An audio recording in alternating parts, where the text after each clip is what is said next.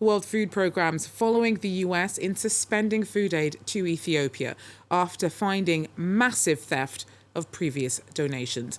The WFP's decision is temporary, and it says that it's boosting its monitoring of supplies.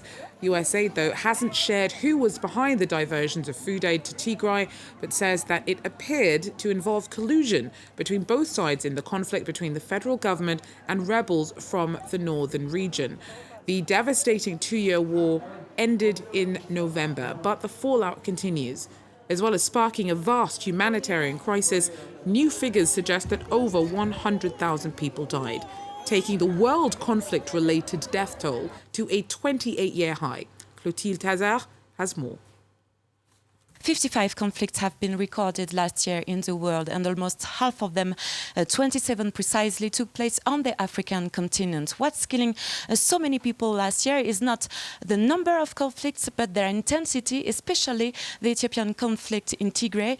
Let's listen to Siri Asristad, director researcher taking part in the Uppsala conflict data program. Compared to 2021, the battle-related deaths more than doubled. So in 2021, it was recorded 87,000.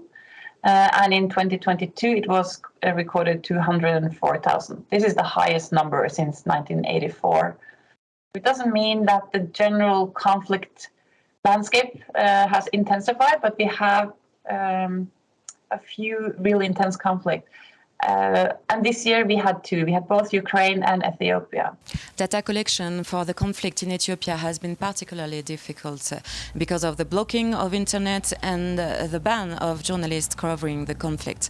The estimate of 100,000 battle-related deaths is primarily based on the NGO's work, and it doesn't count all the indirect casualties, those people who died of hunger and disease and lack of medical infrastructure. There is no official count, and the only independent assessment has been made at the end of 2022 by the Belgium University of Gand, estimating the number of deaths between 385,000 and 600,000.